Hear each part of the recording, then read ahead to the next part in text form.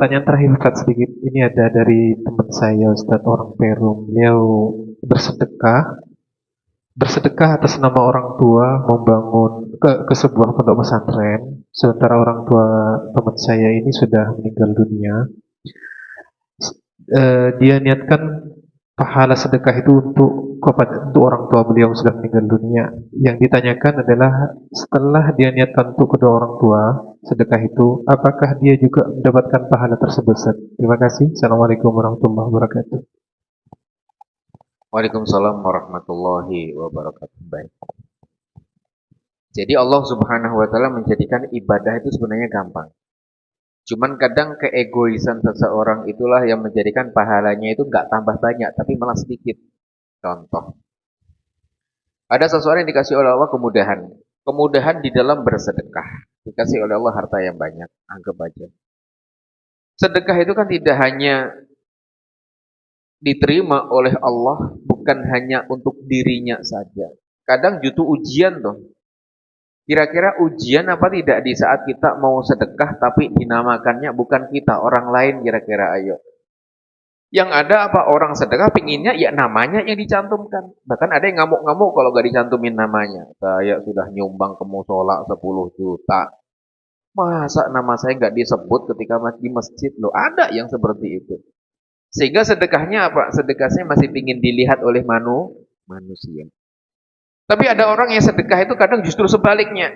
Nggak pengen diketahui siapapun tuh. Sampai-sampai dalam hadis disebutkan hatta mata lam shimaluh matun fik yaminuh. Sampai-sampai saking jaganya itu apa? Tangan kanannya yang ngasih, tangan kirinya diumpetin biar nggak tahu. Saking jaganya. Intinya apa? Intinya sedekah itu biar nggak dilihat siapapun, itu yang terpenting. Makanya di sini apa? Ada orang yang egois. Sehingga kalau ibadah, kalau yang sedekah ya harus saya yang dapat pahala. Jadi konsepnya sedekah itu kalau saya yang keluarkan saya yang dapat pahala. Itu kan bagi orang yang berpikirnya pendek. Tapi bagi orang yang berpikir apa? Man yuqridullahu qardan hasanan fayudha'if lahu ad'an katsira. Jadi kalau bisnis sama Gusti Allah, itu bisnisnya bukan bisnis kayak manusia, tidak. Kalau sudah bisnisnya sama Gusti Allah itu balasannya berlipat. Kalau bisnis dengan tetangga, anggap aja urusan apalah, paling ya yang nggak jauh-jauh dari nilai investnya. Contoh bisnis ayam, paling untungnya juga dapat ayam kan gitu. Jual beli ayam anggap aja.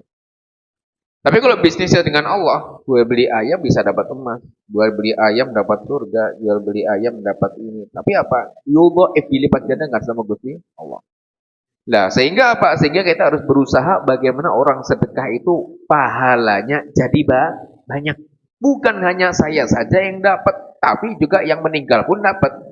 Contohnya bagaimana? Orang yang sudah bersedekah untuk orang tuanya yang sudah meninggal, kira-kira dapat pahala tidak? Ya dapat juga. Kenapa tadi? Ya tadi, dapat pahala buat tanda bakti kepada yang sudah meninggal. Bakti tidak tadi? Bakti termasuk tanda bakti. Makanya ada istilah apa di dalam fikih itu ada istilahnya, mana ada yang namanya badal haji, ada yang namanya badal umroh. Kenapa? Menghajikan almarhumah mungkin semasa hidupnya belum berhaji, belum berumroh, dikeluarkanlah sebagian hartanya untuk membahagiakan orang tuanya. Nyampe tidak? Nyampe pahalanya. Tapi apakah untuk almarhumnya saja? Oh tidak, anaknya pun dapat pahala. Kenapa? Udah bakti. Bakti kepada orang tuanya, sedekahnya dapat, baktinya dapat. Makanya bakti kepada orang tua itu enggak ada ujungnya. Hidup disuruh bakti, mati juga masih disuruh bakti, enggak ada. Makanya kata birru abaakum tabirrukum abnaakum. Makanya kalau pengen anaknya bakti, ya kita bakti ke orang tua kita. Maka secara otomatis anak kita nanti bakti juga. Kita kuncinya. Jadi apa? Perbaiki. Walaupun sudah meninggal dunia. Kalau pengen kita nanti mati didoain sama anak-anak kita, ya kita doain yang sudah meninggal. Jangan harap kita nanti didoain sama anak-anak kalau kita nggak pernah tahlilan. Allah itu maha adil. Kamu selama hidup tahlilan cuma hari Jumat tok, minta dikirimin anak setiap hari. Ya tidaklah. Kalau pengen setiap hari didoakan, ayo kita tanam saat ini setiap hari. Nanti nanamnya juga harian panennya. Tahlil setahun sekali, jangan harap nanti anak mau nahlilin setiap hari. Makanya yang nanam itu kita. Kita tanam banyak, nanti panennya banyak. Kita nanam dikit, panennya sedikit.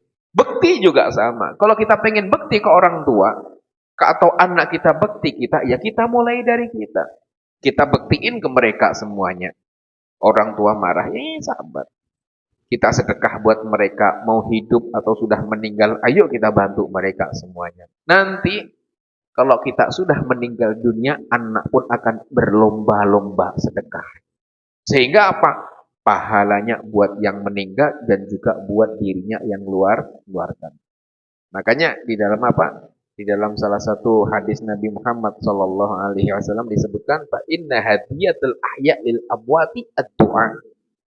Hadiahnya orang hidup untuk yang sudah meninggal dunia itu adalah doa. Gak ada yang diharapkan lagi. Orang dikubur itu gak mau kok ditawarin duit, itu gak mau. Seandainya pun bisa ngomong itu loh, Mak, mau tak kirimin duit gak di dalam kubur? Barangkali buat belanja di sana, barangkali. Oh, gak ada ceritanya.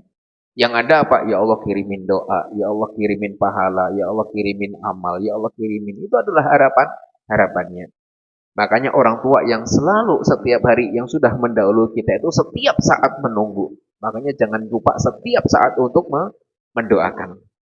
Nanti kalau sudah setiap saat kita mendoakan, setiap saat juga setelah kita meninggal, ya didoakan setiap saat sama anak. Makanya kita tanam yang baik, insya Allah panen yang baik. Sebaik